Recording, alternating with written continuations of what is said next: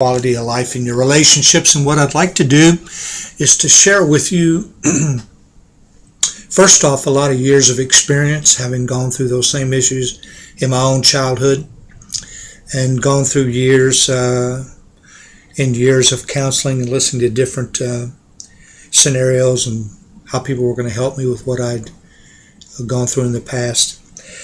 Ultimately, after some counseling, some of it was good, I learned some techniques that would help me find peace in my life, actually find joy, and help me to put wonderful relationships back into my life.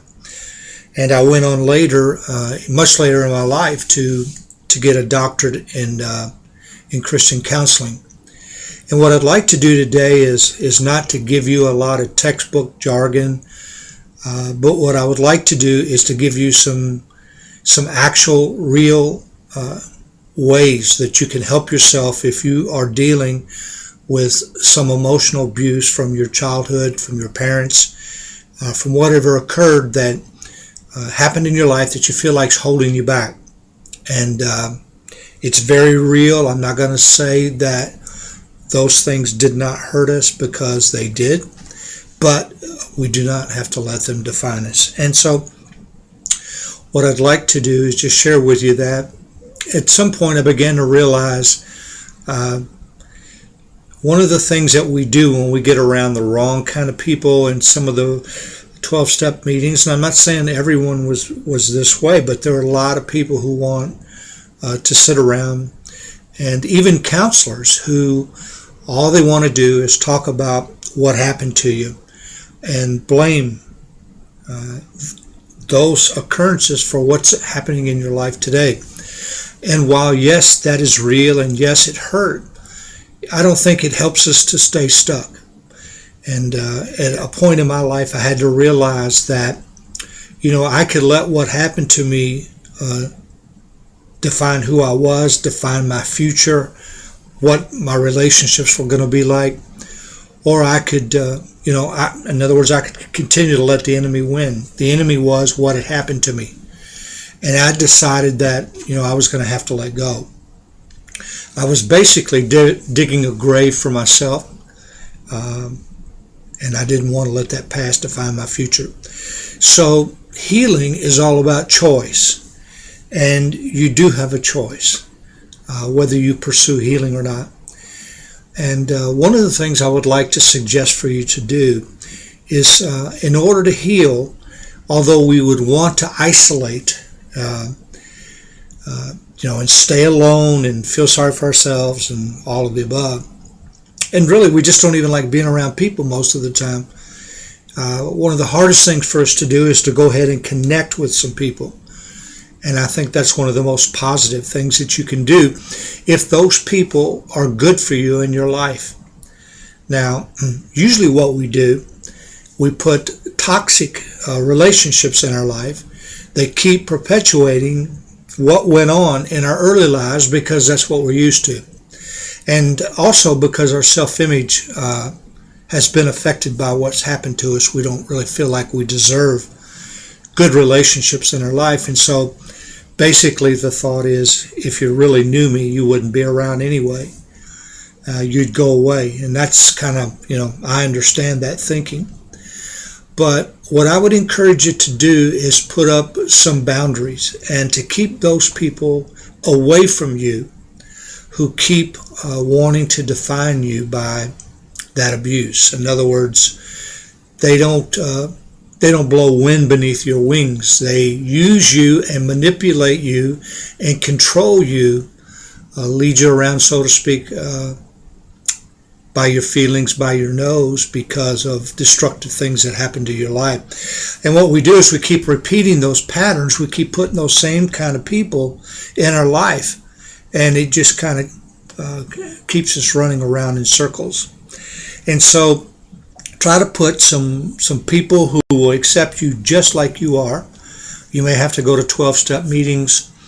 You may have to go to church to meet some good people who will do that. And even churches will put that shame on you and try to control you sometimes. And so you have to be careful about that.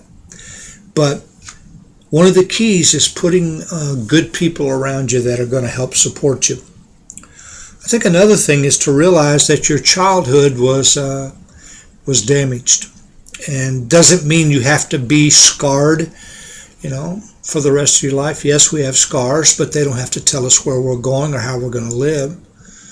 But what I think it was John Bradshaw used to talk about, the inner child, the child who did not get what it deserved growing up in the home or in the situation that you were in.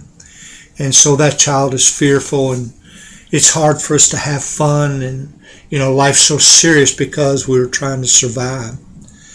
So anything you can do to put good things back into your life, things that you love, things that cause you to have fun, that's what I would do. So you want to try to heal this inner child as best you can. And for me, and you can take it and use it if you want or not, but I used to, first off, let me back up a minute. It was hard for me to believe in God because of what had happened in my life, and I'm not going to go into all that as I got older. But then through the 12 steps, I found a higher power. And what I would do is I would visualize that higher power as I perceived a loving God, a loving Christ. I would perceive him with me in those situations in my life and let him surround me with his love and let him help heal this inner child. And for me, that worked. I would encourage you to let go of the things that keep you stuck.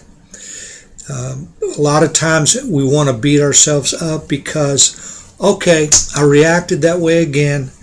Well, instead of beating yourself up, accept yourself for who you are and realize you do not have to keep repeating the destructive behaviors. You do have a choice. That's the most important thing I would want to tell you today, is you have a choice of how you're going to live your life.